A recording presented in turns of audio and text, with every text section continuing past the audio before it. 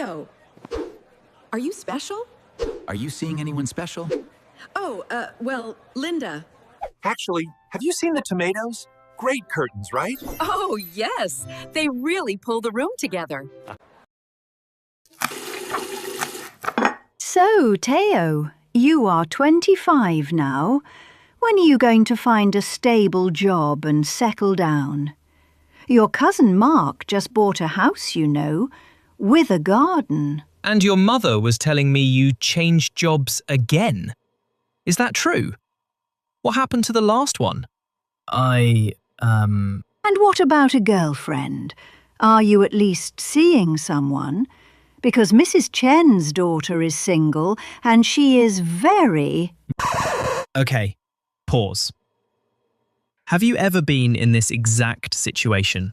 Someone who loves you, your aunt, your grandmother, your neighbour who has known you since you were 5, hits you with 3 personal questions in 30 seconds. And your brain just stops. That feeling has a name: being caught off guard. It means someone surprises you with something you were not expecting, and you do not have time to prepare a response. But before I teach you what to say, I want you to hear something. Aunt Linda, why do you ask me those questions? Honestly. Why do I ask? Because I care about you. That is it. I want to know you are okay. I want to know you are eating and sleeping and not working too hard. When I was your age, my mother asked me the same things. When are you getting married? What are you doing with your life? Every Sunday. Every single Sunday. And how did that feel? Oh, it drove me crazy. I used to hide in the bathroom until she changed the subject. But now that I am the one asking, I understand why she did it. She was not trying to control me. She was just worried.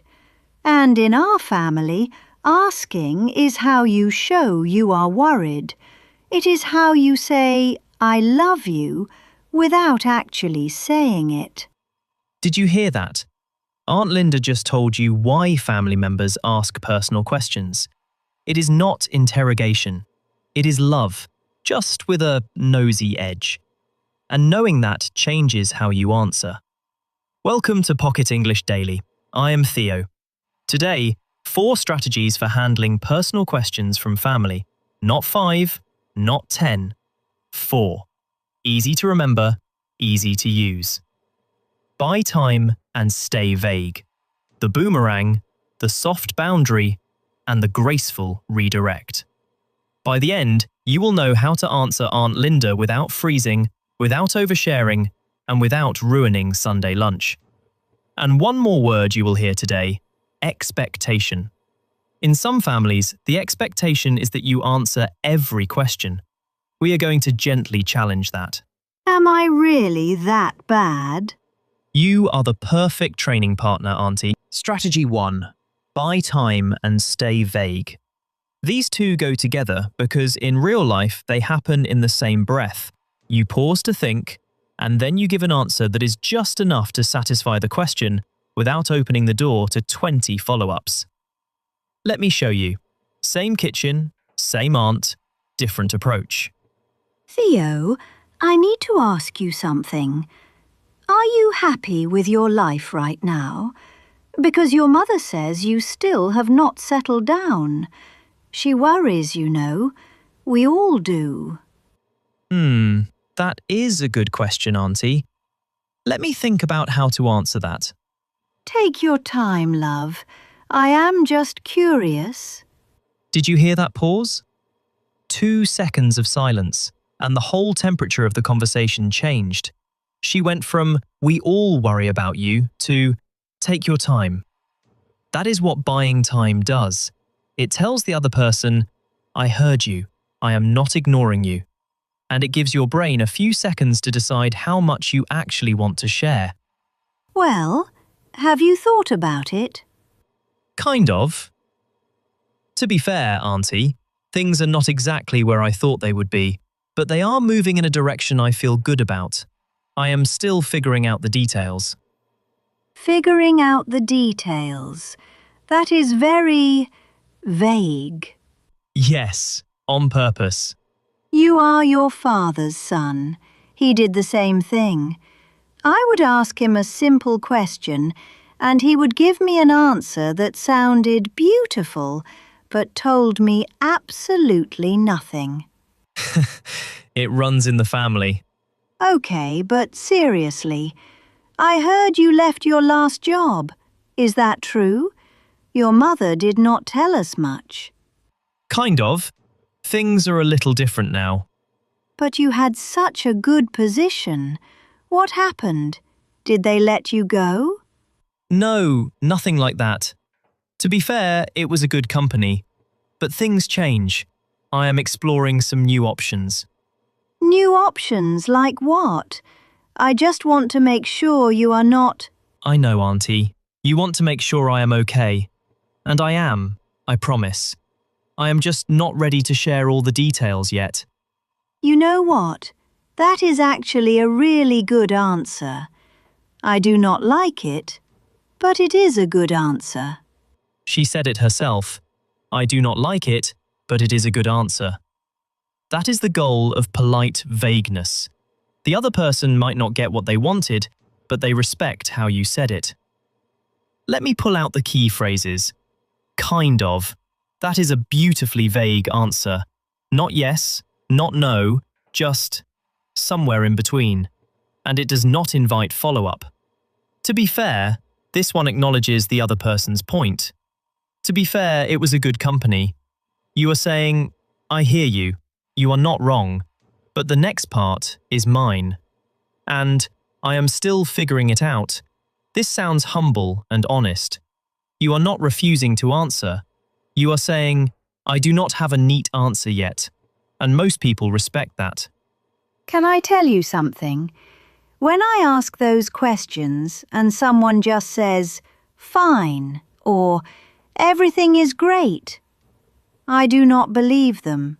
It sounds like they are hiding something, and it makes me want to push harder.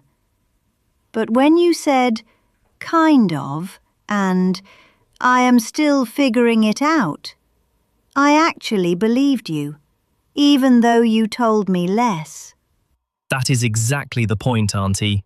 A vague answer that sounds honest is more convincing than a clear answer that sounds fake.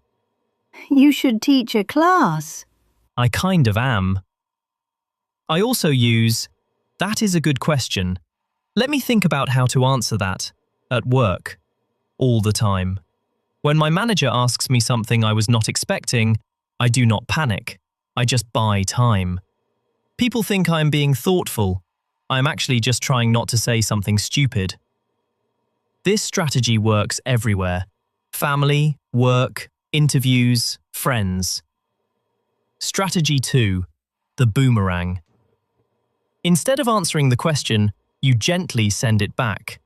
You turn the spotlight away from yourself and onto the person who asked. And the phrase that makes it work is, what makes you curious about that?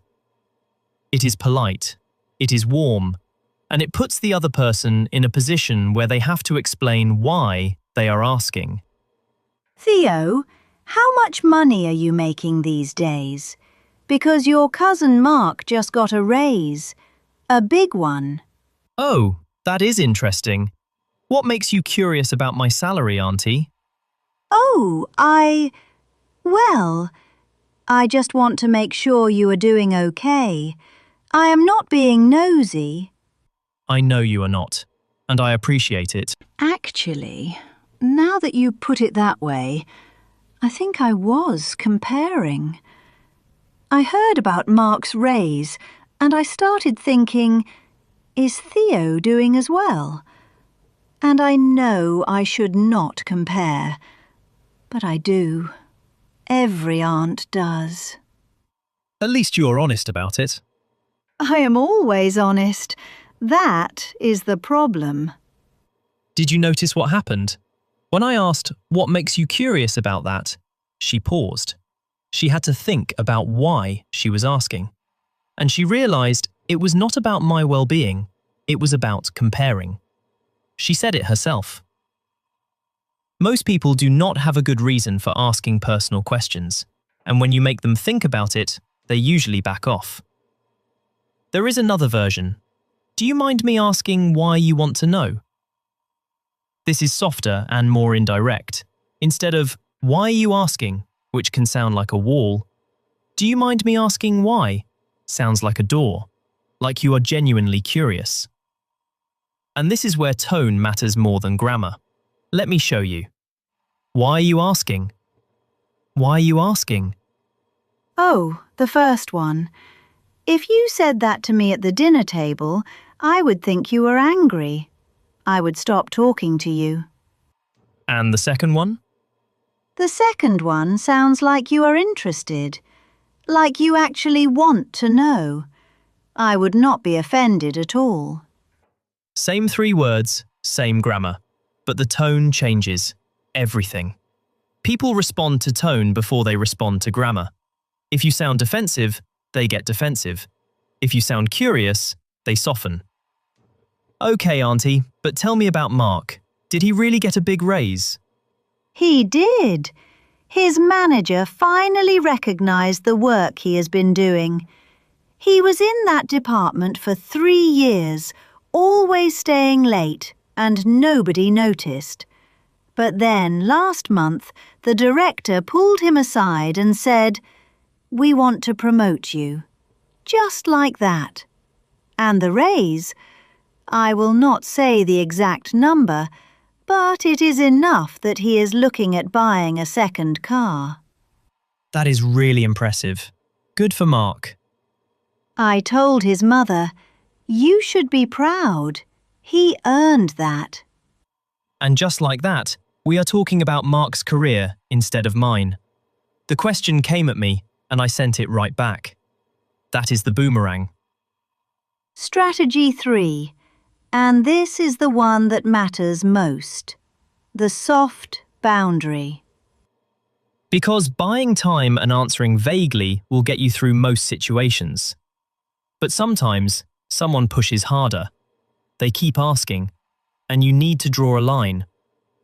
The challenge is drawing that line without breaking the relationship. Because in most families, being too direct is worse than the question itself. Theo, seriously though, you are not getting any younger. Your mother cries about this, you know. When are you going to give her some good news? What kind of good news are you hoping for, Auntie? You know what I mean. A partner, a family, something she can actually tell the neighbours about. Mrs. Huang's son got married last year. He is 2 years younger than you. I appreciate that you care, Auntie. I really do. But I would rather not talk about that right now, if you do not mind. That silence. That is normal. When you set a boundary, there is almost always a moment of quiet. Do not panic. Do not fill it with an apology. Just let it breathe. I did not mean to upset you. You did not upset me, Auntie. I promise. I would prefer to keep that part of my life private for now. It is not that I do not trust you. I am just still figuring things out, and I do not want to say something I am not sure about yet. You know who you remind me of? Your father. He was exactly like this. Private, careful with his words. I remember when he was about your age. Our mother used to ask him the same questions every week. When are you getting married? What are you waiting for? And he would just smile and say, "When the time is right." And then what happened? And then one day he showed up at dinner with your mother. No warning, no discussion. He just said, "This is the person I am going to marry." And our mother nearly fell off her chair. That is such a dad move. My point is, he did things in his own time, and everything worked out. I think maybe I am asking you these questions because I am scared you will wait too long, like he almost did. but I forget that waiting worked for him. It might work for you too. That is a really beautiful thing to say, Auntie. I am not trying to pressure you, Theo. You remind me of him. And I want to make sure I am not pushing you the way our mother pushed him, because she pushed and he pulled away, and they did not speak for almost a year. I do not want that to happen with us. It will not, I promise. You are not pushing me away. You are just asking questions I am not ready to answer. And I would rather tell you that honestly than make up an answer just to keep the peace. I can live with that.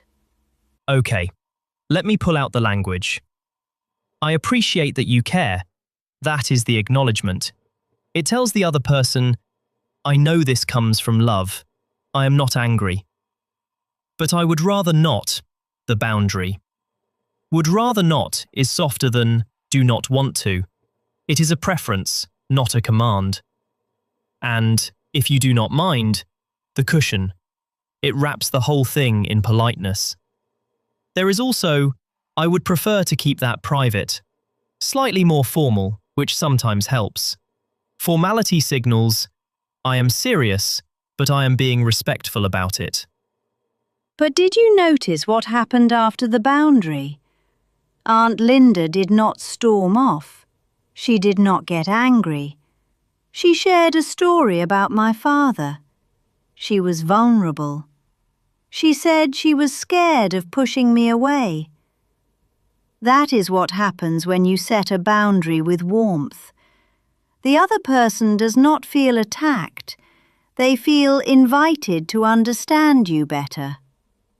Boundaries are not always this smooth, though. Last year, at a different family dinner, my uncle asked me, in front of everyone, "Why have you not settled down? Are you afraid of commitment?" And the table went silent. I said my boundary phrase, and my mother did not speak to me for 20 minutes. But the conversation moved on, and the next day she called and said she was proud of how I handled it. So, the awkwardness is temporary. The self-respect lasts. Strategy 4. The graceful redirect. You have set your boundary. The silence has settled. Now, offer the other person a bridge to a safer topic. Something they care about. Something they love talking about. 3 phrases. Anyway, we are moving on. Speaking of, pretends the new topic is connected. And, oh, that reminds me. A gentle topic jump. The secret? The redirect should connect to something they are proud of, not something random. Why do you not have a girlfriend yet? I would rather not talk about that right now. Anyway, how is the garden this year, Auntie? I heard you started growing tomatoes. Oh, the tomatoes! Theo, they are incredible this year. I do not know what I did differently. Maybe the soil, maybe the rain, but they are this big and so red. I brought some today, actually. They are in the bag by the door. You should take some home. I would love that.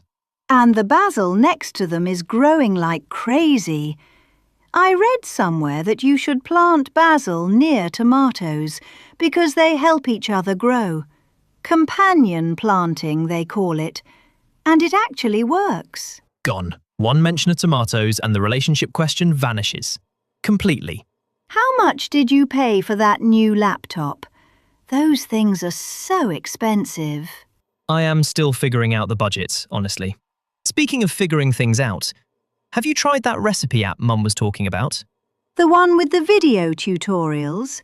Your mother sent it to me last week, but I could not figure out how to download it. Every time I press the button, it asks me to sign in, and then I forget my password, and then... I will set it up for you after dinner. Oh, you are an angel. Because your mother tried to help me over the phone, and she kept saying, "Tap the blue button," and I said, "There is no blue button. and we went back and forth for 20 minutes. When are you going to give your mother some grandchildren? I would prefer to keep that private, Auntie. Oh, that reminds me. Mum said you completely redecorated the living room. Can I see it later? Oh, yes. I found the most beautiful curtains at that market near the station. They are this deep green colour with gold detail, and they were half price. Half price, Theo. I could not believe it. And the matching table runner Auntie, was only $12. And your uncle said, "We do not need a table runner." But I told him, she is still going. 3 minutes on curtains. And that is the point. A good redirect is not a dodge. It is a gift. You are saying, let us talk about something that makes you happy. And people love talking about the things they are proud of. Wait a minute. You just changed the subject, you sneaky boy. Every time I ask you something personal, you ask about my tomatoes or my curtains, and I completely forget what I was asking. I have no idea what you are talking about. Oh, you are good. You are very good. Your father used to do the same thing. He would ask about my cooking, and I would talk for 45 minutes and completely forget that I was supposed to be interrogating him. It is a family skill. Well, it works. I will give you that. It works. Let us practice. I am going to describe a situation, give you the phrase, and then, your turn, say it out loud. Muscle memory only works if you use the muscles. Situation 1. Your aunt asks about your salary. Buy some time. That is a good question. Let me think about how to answer that. Situation 2. Someone asks if you are seeing anyone. Stay vague. Kind of. To be fair, things are a little different now. Situation 3. They keep pushing. Send it back. What makes you curious about that? Situation 4. They still will not stop. Set the boundary. I would rather not talk about that right now, if you do not mind. Situation 5. Rescue the mood. Anyway, did you change your tea recipe, Auntie? It tastes amazing. Situation 6. You are driving home, processing what happened. They mean well, but I was completely caught off guard. Now the tone exercise. Same words, 2 deliveries. Why are you asking? Why are you asking? The second one, that is the one you want. Core phrases. Slowly, you repeat. That is a good question. Let me think about that. Kind of. To be fair. What makes you curious about that? I would rather not talk about that right now, if you do not mind.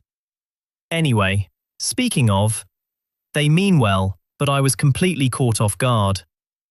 Hey, I just left my aunt's house.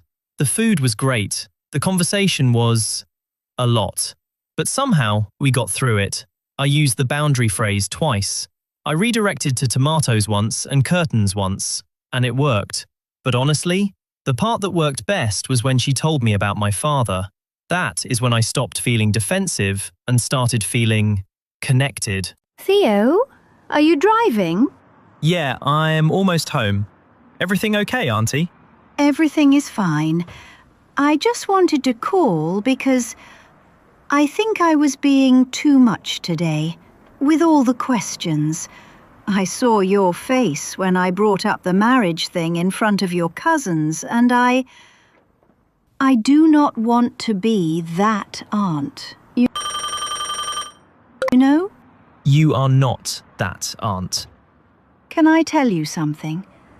When I was 22, my mother asked me every single week, "When are you going to get married?" Every single week. At the dinner table, in front of my brothers, in front of guests. And I never said anything back.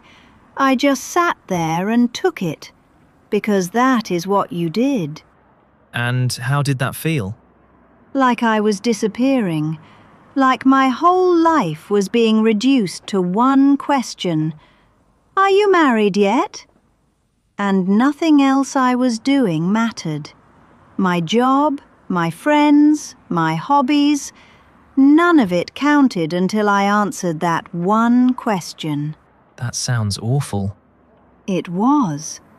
And the worst part is, I did not even realize I was doing the same thing to you until today. When you said, I would rather not talk about that right now, I heard my own voice in my head saying the same thing to my mother 30 years ago. But I never said it out loud. I wish I had. Auntie, No. Let me say this. I am proud of you. Not because you deflected my questions. I know what you were doing with the tomatoes. But because you said what you needed to say without hurting me. Your father could never do that. He would just disappear, stop calling, avoid family dinners for months. You stayed, you answered, and you still asked about my curtains. That is better than what I did, and it is better than what he did. I learned from both of you. From him, I learned to be private. And from you, I learned that the questions come from love, even when they feel like pressure. They mean well, all of us. Your mother, me, your uncle. We do not always know how to say it the right way. I know, Auntie. I know. Okay, enough emotional stuff. I am getting teary and I have not even taken my makeup off.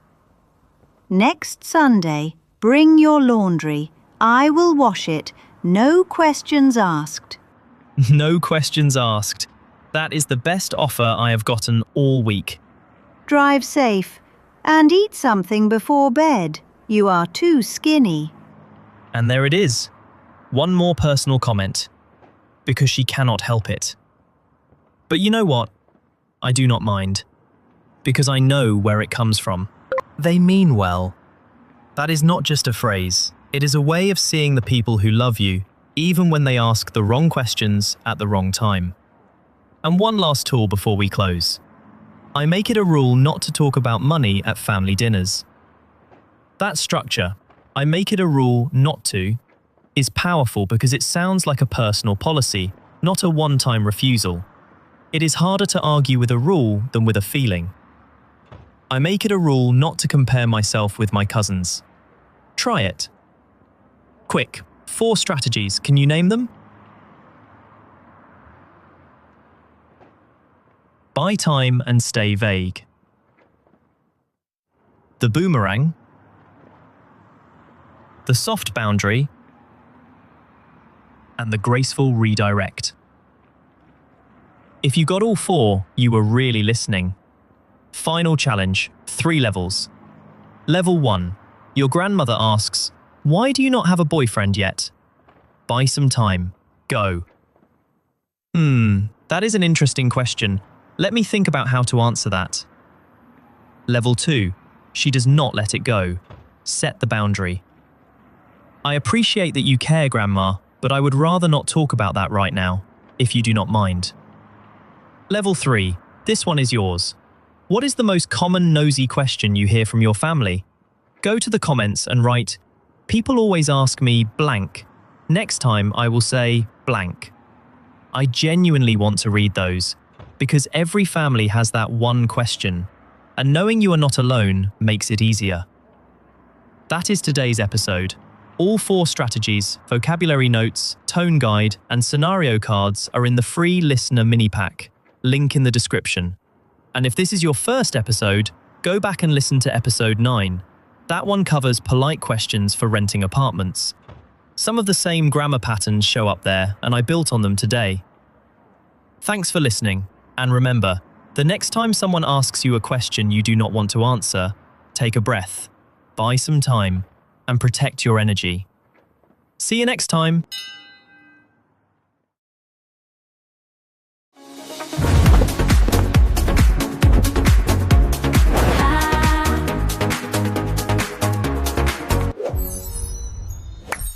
See you.